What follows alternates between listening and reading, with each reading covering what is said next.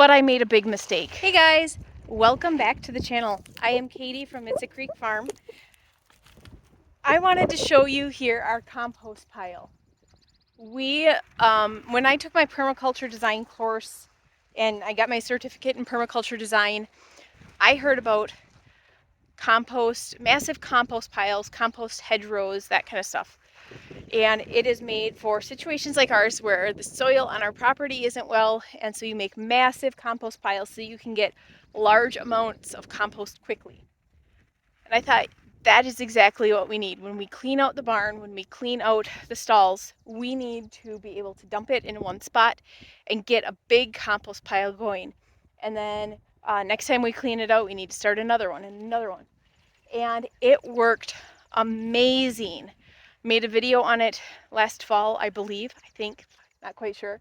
And what we did is when we started making this, we took this black silage tarp that we've used for other projects and other stuff, and we put over it. And the reason for that is that then that way it would get it warmer, especially in the winter, and it would help keep moisture in because we were going through a drought, and because it's so big, there's no way I could have watered it and stirred it and all of that. So what we did is we put this tarp on it, and it very quickly started turning into compost. But I made a big mistake.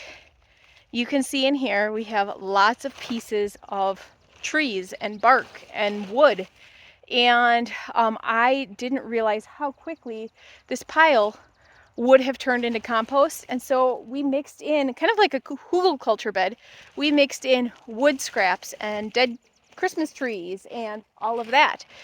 And so now when we go to get compost, we have to sift all of these big pieces of wood out.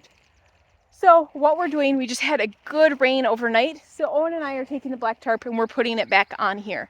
That will keep weeds from growing, it'll keep it nice and warm, so that hopefully things decompose faster. It'll keep the moisture in. Every couple of weeks we come in and we make sure that it's doing okay. So that's not my concern. My concern is making sure that the weeds don't start growing in the summer. In the winter, it's to keep the snow off of it, and so that we can pull the tarp off and get compost if we need to. So what is our solution to that? Well, we're going to start another compost pile just right here, right next to it. And so this one is going to take a lot longer than what we had originally anticipated, but we're going to start one right where I'm standing, and we're going to do essentially the same thing, but this time the important thing is that we are not going to be putting in big chunks of wood. We do have a bunch of wood chips, so we'll do like a big layer of bedding and manure from the stalls and the pasture and the paddocks and all of that. And then we'll put a layer of wood chips and then another thick layer of the manure and that kind of stuff on top of it. But we're not going to put in all of those wood scraps. And so that is going to be kind of a big change that we're making in this system. And I think that it is going to make it so that by midsummer we have another big pile of compost that we are able to use.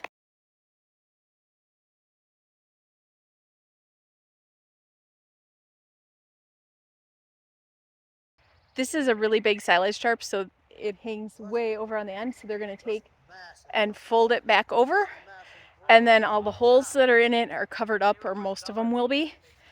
And then that one is done for a while. And then the second one we're going to do, it's going to be kind of right in this area.